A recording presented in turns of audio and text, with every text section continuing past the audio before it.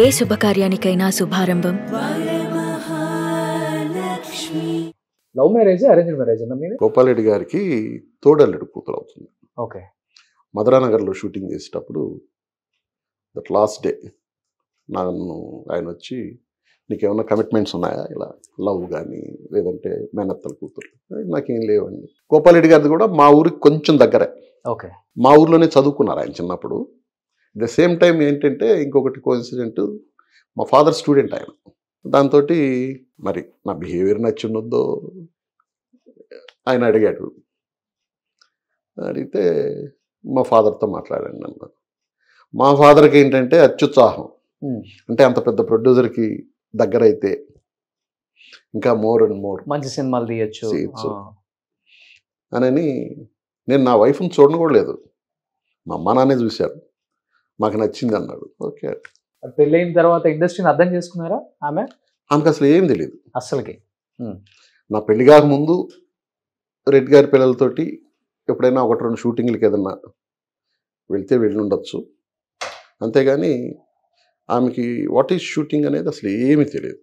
ఈవెందో నా పిల్లలకి, ఓకే, నా పిల్లలు ఏ రోజు షూటింగ్ అనేది తెలియదు. పెద్ద కుటుంబం ఆమెది కూడా. ఆమెది పెద్ద కుటుంబం. ఓకే. ఆమెది పెద్ద కుటుంబం. ఈ రోజుకి ఆమె ఉన్నా లేకపోయినా నాకు తోడు ఎవరంటే నన్ను ఒక బిడ్డలా చూసుకునేది మా అత్తయ్య, వాళ్ళ అమ్మ. ఇప్పుడు కూడా ఆవిడ ఇక్కడే ఉన్నారు.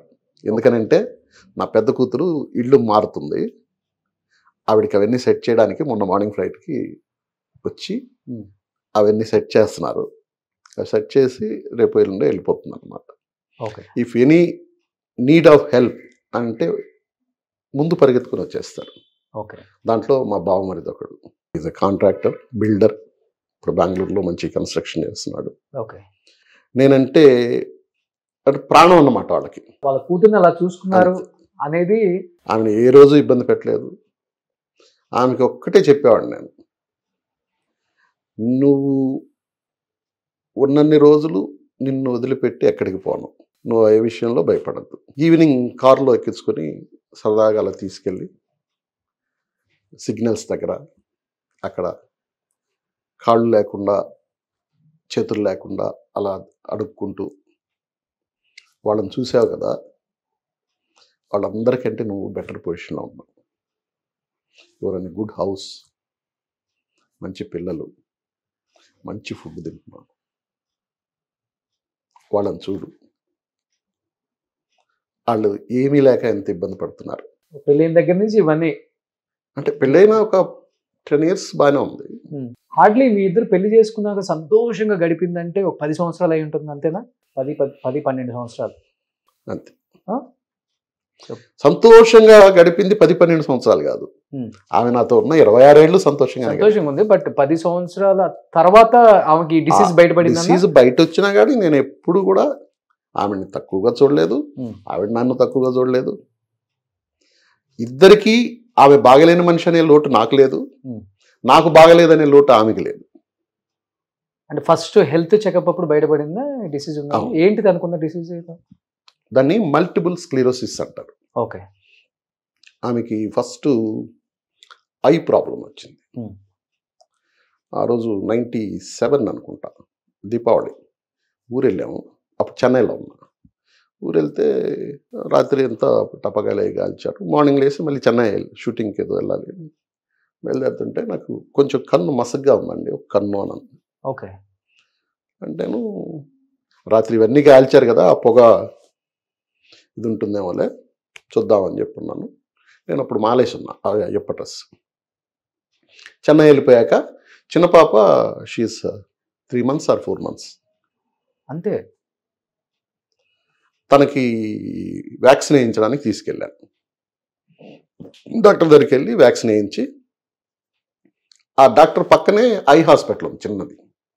అదేదో అన్నావు కదా చూపించుకొని వెళ్దాం పదా ఉరికినే క్యాజువల్గా అని క్యాజువల్గా తీసుకెళ్ళి కూర్చోబెట్టి, ఈ కన్ను ఈ మాదిరి కొంచెం మసగ్గా ఉంది, ఈ కన్ను మూసి చూడమంటే టోటల్ బ్లైండ్. ఏం కనిపిస్తుంది అంటే నాకేం కనిపించట్లేదంట. షాక్. నేను ఏం అర్థం కాలే అసలు. కనిపించకపోవడం ఏంటి, బాగా చూడాను అన్నాడు. నాకేం కనిపించట్లేదంట ఈ కన్ను మూస్తే. అప్పుడు డాక్టర్ కూడా కంగారు పడ్డాడు. ఆయన ఏదో గబగబా ఒక ఇంజెక్షన్ ఇచ్చాడు. మీరు ఇమీడియట్గా విజయ ఐ హెల్త్ కేర్ అక్కడికి పెద్ద హాస్పిటల్ అక్కడికి తీసుకెళ్ళమంటే అప్పటికప్పుడు నైట్ అక్కడ నాకు ఫ్రెండ్స్ సర్కిల్ అంతా ఉంది. అర్లీ అపాయింట్మెంట్ తీసి మార్నింగ్ 8 o'clock కల్లా మొత్తం చెకప్స్ అన్నీ చేయించి ఎంఆర్ఐలకి కరెక్ట్గా ఒక 11-12 లోపల there is no problem with eye, కన్నుతో ఏ రకమైన ప్రాబ్లం లేదు, ఇమీడియట్లీ కాంటాక్ట్ న్యూరాలజిస్ట్ అని చెప్పి రాశారు. ఓకే. అప్పుడు అక్కడి నుంచి అపోలోలో నా ఫ్రెండ్స్ ఉంటే వాళ్ళకి ఫోన్ చేసి అక్కడ మేజర్ డాక్టర్ని అపాయింట్మెంట్ తీసుకొని అక్కడికి తీసుకెళ్ళి ఆయన ఏం చేశాడు, చెక్ చేశాక ఎంఆర్ఐ రాశాడు. ఆయన బ్రెయిన్ ఎంఆర్ఐ రాశాడు. ఇది ఇక్కడైతే లేట్ అవుతుంది, నేను మళ్ళీ ఈరోజు ఊరు వెళ్ళిపోతున్నాను, నేను వేరే దగ్గరికి సజెస్ట్ చేస్తాను, అక్కడికి వెళ్ళి తీయించుకురమ్మంటే అక్కడికి వెళ్ళి తీసుకొచ్చి ఈయనకి చూపించే లోపలే ఆయన మెడిసిన్స్ అన్ని కూడా రాసేసి ఉన్నాడు. ఓకే. అంటే he expected what is the problem అనేది. అప్పుడే ఆమె చెప్పింది, నాకు కొంచెం కాళ్ళు ఇబ్బందిగా ఉంటుంది, నడిచేటప్పుడు ఏదో బ్లింక్ అవుతున్నట్టు. అదేం కాదులేమ్మా, 1 నెల 2 నెలలకి అవి టోటల్గా క్లియర్ అయిపోయింది. ఓకే. అయిపోయాక చెన్నై నుంచి ఇక్కడికి 99లో షిఫ్ట్ అయ్యాను. షిఫ్ట్ అయ్యే రోజు అందరం వస్తున్నాము ట్రైన్కి. తను స్టేషన్లోకి వచ్చాక ఆ మూటలన్నీ ఉంటాయి కదా, వాటి మీద కూర్చుండిపోయి నేను నడవలేకపోతున్నాను ఎందుకని అంది. కొద్దిసేపు కూర్చొని మళ్ళీ లిఫ్ట్ చేసి తీసుకెళ్ళిపోయి మామూలుగా ఎక్కించాను. ఇక్కడికి వచ్చాక తనకి అప్పటికే స్టెరాయిడ్స్ వాడేస్తుంది ఆ ఐకి సంబంధించి. ఇక్కడికి వచ్చాక వద్దని అప్పుడే హోమియోపతిది స్టార్ట్ చేశాను.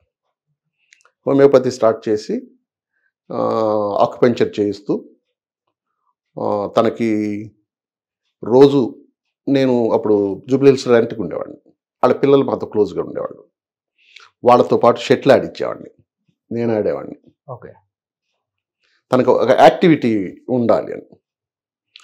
దీంట్లో ఒక 2 years ఆక్యుపెంచర్ ఇవి చేయించుకుంటూ వచ్చాక ఒకరోజు నాతో పెద్దగా గొడవ పెట్టుకుంది.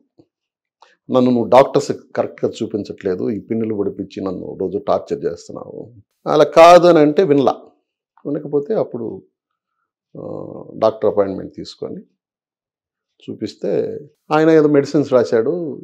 ఆయన చాలా పెద్ద ఆయన, ప్రాబ్లమా సార్ అంటే నడవకపోతే ప్రాబ్లం కదా అన్నట్టు కోపంగా అరిచాడు, కానీ వాట్ ఈజ్ వాట్ అనేది చెప్పలా. ఆయన కూడా స్టెరాయిడ్స్ పెట్టాడు మరి. ఓకే. ఆ స్టెరాయిడ్స్ పెట్టినప్పుడు వాళ్ళు ఆ ఫుడ్ టేకింగ్ కేర్ అంతా చెప్పారు, కానీ ఈయన ఏం చెప్పలా. ఈమెకి దాని మీద గ్యాస్ దీనివల్ల ఆకలి అనుకొని తినేస్తుంది. అయ్యో. వెయిట్ పెరిగిపోయింది 3-4 kgs సడన్గా. ఈ మెడిసిన్స్ వాడుతుంది. ఈ మెడిసిన్స్ వాడే దీంట్లో అగైన్ స్టార్టెడే ఒక చిన్న ప్రాబ్లం విత్ హ్యాండ్స్. ఈ హ్యాండ్స్ కొంచెం షివర్ అవ్వడం అలాంటివి.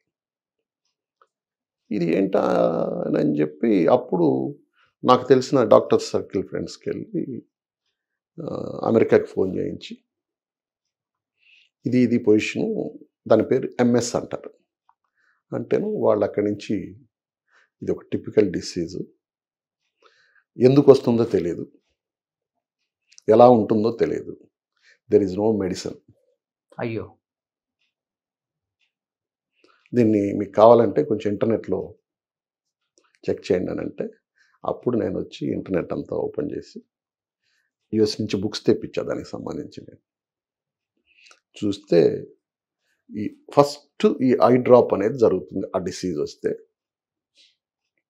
దాని తర్వాత కాళ్ళు కానీ చేతులు కానీ పడిపోతాయి. పడిపోవడం అనేది కాదు, కొంచెం ఇన్బ్యాలెన్స్. ఓకే. నడవలేం. దాంట్లో ఇంకో రకరకాల ప్రాబ్లమ్స్ రాశారు. అలాంటివన్నీ ఆమెకి ఏం రాలే. తర్వాత అప్పుడు చూశాక అప్పుడు బెంగళూరులో నిమ్హాన్స్ అని చాలా పెద్ద హాస్పిటల్, అక్కడ ట్రీట్ చేయించి మళ్ళీ వాళ్ళు స్టెరాయిడ్సే పెట్టారు. ఇంకా అక్కడి నుంచి ఇంగ్లీష్ మెడిసిన్ టోటల్గా ఆపేసి హోమియోపతి. అప్పటి నుంచి ఎప్పుడు ఏదన్నా కొంచెం ఫీవర్ ఉంటే ఏదైనా ట్యాబ్లెట్ వేయడము, బాడీ పెయిన్స్ అంటే ఏదైనా ట్యాబ్లెట్ ఇవ్వడమే, కానీ స్టెరాయిడ్స్ ఇట్లాంటివన్నీ అవాయిడ్ చేసి అలాగే మెల్లమెల్లగా ఎన్ని ఇయర్స్ బెడ్ అయ్యారు? టోటల్ బెడ్ రెడీ ఏం కాదు, వీల్ చైర్లో ఇదే నేను స్పెషల్ వీల్ చైర్ తెప్పించాను అని చెప్పాను కదా, ఆ వీల్ చైర్లో ఒక 5-6 ఇయర్స్ ఉన్నారు. ఓకే. తను ఇంకొకటి మేజర్ ఇన్సిడెంట్ ఏం జరిగిందంటే, నేను పాత ఇంట్లో ఉన్నప్పుడు నేను మార్నింగ్ ఎప్పుడు పని పిల్ల ఉంటుంది ఇంట్లో, పని అమ్మాయి ఎవరో ఒకరు ఉంటారు, అబ్బాయి కానీ అమ్మాయి కానీ, నా పెళ్ళైన రోజు నుంచి. ఆ పని పాప ఏదో పని నుండి ఒక 2 days ఊరు వెళ్ళింది. మా అత్తమే పంపిస్తుంది ఆ పని వాళ్ళని కూడా కావాలి. ఊరు వెళ్తే ఆ రోజు మార్నింగ్ నేను షూటింగ్కి వెళ్తున్నాను, పిల్లలు స్కూల్కి రెడీ అయ్యి వెళ్ళిపోయారు. నేను షూటింగ్కి వెళ్తూ వేరే సర్వెంట్ మేడ్ వచ్చి పని చేశాను. వాళ్ళ పాప ఉంది, ఈ పాపను దగ్గర పెట్టుకో అని అంటే ఏం వద్దులేండి అని అంది. లేదు గబ్బు నీకు ఏదన్నా ఇబ్బంది అయితే మళ్ళీ అని చెప్పి ఆ పాపను దగ్గర పెట్టుకో అంటే సరేలే అంది. నేను షూటింగ్కి వెళ్ళిపోయాను. నాకు మొత్తం మళ్ళీ క్యారియర్ అన్నీ భోజనం వండి పంపించి తను భోంచేసి ఆ పాపని నువ్వు ఇంటికి వెళ్ళి 4 గంటలకు రా అంటే ఆ పాప వెళ్ళిపోయింది. తను డోర్ బోల్ట్ పెట్టుకొని వెళ్ళి బెడ్రూమ్లో పడుకున్నాక ఒక 2-2:30 టైంలో పిల్లలు స్కూల్ నుంచి వస్తారు కదా, వాళ్ళకి ఏదైనా స్నాక్స్ ప్రిపేర్ చేద్దామని లేచి కూర్చొని పడిపోయింది. షీఈస్ ట్రైంగ్ టు గెటప్, లేవలేకపోతుంది. ఆల్మోస్ట్ 15-20 minutes ట్రై చేసి లేవలేక అప్పుడు నాకు ఫోన్ చేసింది. అప్పుడు కూడా ఎంత పొలైట్గా చేసిందంటే, నేను ఒక మాట చెప్తాను, ముందు మీరు కంగారు పడకండి, నేను ఈ మధ్య బెడ్రూమ్లో పడుకొని లేచి వెళ్ళబోయి పడ్డాను, ఎందుకునో లేవలేకపోతున్నాను, ఫోన్ పక్కనే ఉంది.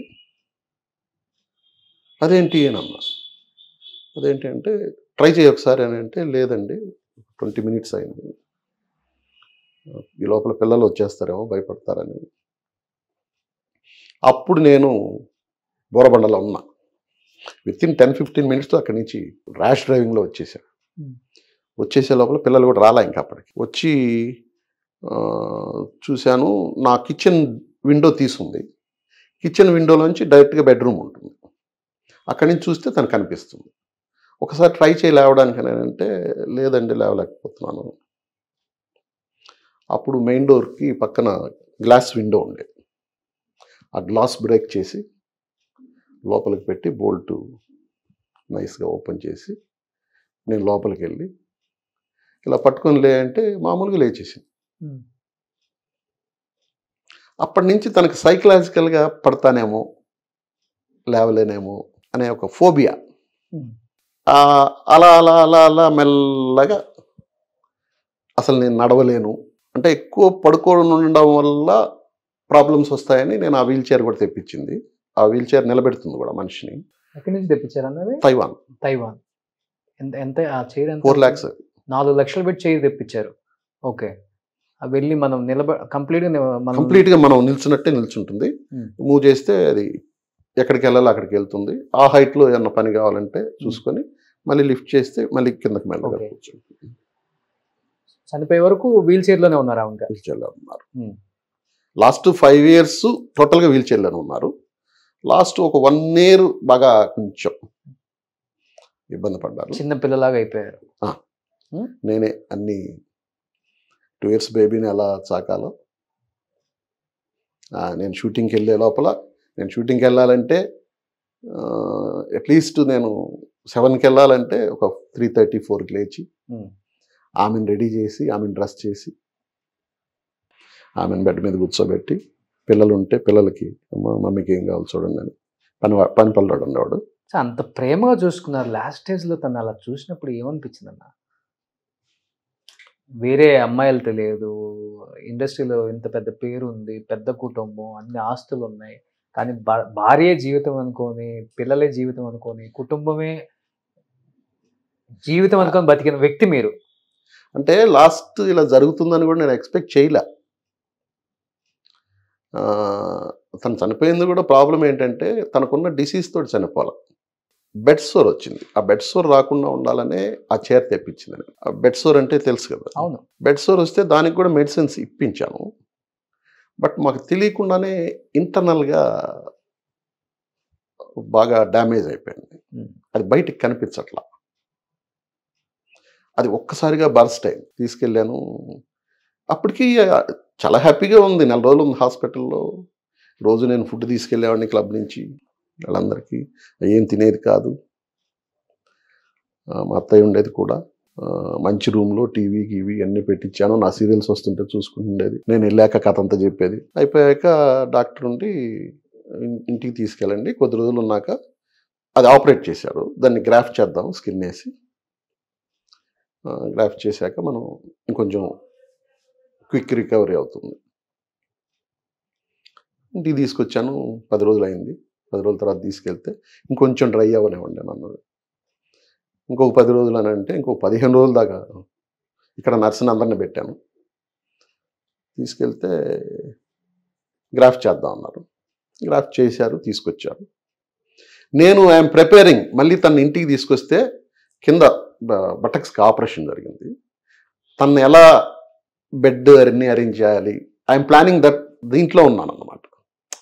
తన బౌల్కి వెళ్ళాలన్నా తనకి కంఫర్ట్గా ఎలా ఉంటుంది, ప్రతిసారి లేపు తీసుకెళ్ళలేము, ఇంత మానిందాక తనకు వేరే బెడ్ అసలు చేయిద్దాము కార్పెంటర్ని పిలిపించి.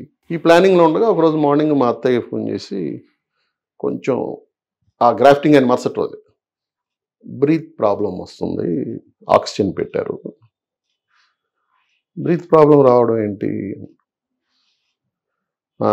ఇప్పుడే అడిగింది, నేను మా ఆయన్ని చూడాలి ఒకసారి రమ్మని. నేను పరిగెత్తుకుని వెళ్తే అప్పటికే కొంచెం ఇబ్బంది పడుతుంది. అసలు అది ఎందుకు వచ్చింది అనేది నాకు అర్థం కావట్లేదు. నాకు ఏదైనా తాగాలని ఉంది అంది. ఏం తాగుతావు అంటే గ్లూకోజ్ తాగుతాను, ఆరెంజ్ గ్లూకోజ్. గబగబా కిందకి పంపించి గ్లూకోజ్ తెప్పించి గ్లాసులో కలిపి నేనే ఒక 1 స్పూన్ పోస్తానే నన్ను చాలా చిరాగ్గా అరిచింది. అది కొంచెం చప్పగా ఉంది, స్వీట్గా కలపచ్చు కదా అని చెప్పి. సరే మళ్ళీ కలిపి ఒక 3-4 స్పూన్స్ నేనే పోసాను. పోసాక ఇక్కడ ఆక్సిజన్ చాలట్లేదు, బ్రీత్ ఇదిగా ఉంది అని డాక్టర్కి ఇన్ఫార్మ్ చేస్తే ఐసీకి షిఫ్ట్ చేద్దాం సార్ అని అన్నాడు. నేను ఆ రెగ్యులర్ ఐసీలో ఉండను, నాకు మొన్న కూడా ట్రీట్మెంట్ బాగలేదని ఏదో చిరాకు పడ్డది. సరే స్పెషల్ ఐసీకి బెడ్ ఖాళీ చేయించమని చెప్పి అక్కడికి షిఫ్ట్ చేయడానికి స్ట్రెచ్చర్ వచ్చింది. స్ట్రెచ్చర్ మీద పడుకొని వస్తున్నాను. ఎందుకంటే నేను ఆమెతో వెళ్తుంటే జనాలందరూ కొంచెం పోగవుతున్నారు, ఎవరు సార్ ఏమైంది సార్ అని చెప్పి. అని ఆమెను తీసుకెళ్ళండి నేను వస్తున్నా అంటే నా చేయి పట్టుకొని నేను ఇంక బతకనేమోనండి అని అంది ఒకటే మాట. That is the last word. నాతో మాట్లాడిన లాస్ట్ వర్డ్. అందరు ఎవరితోనైనా మాట్లాడిన లాస్ట్ వర్డ్ అది. నా చేయి పట్టుకొని నేను ఇంక బతకనేమో అంది. ఏం లేదు నువ్వు వెళ్ళు అని చెప్పాను. Within 24 hours.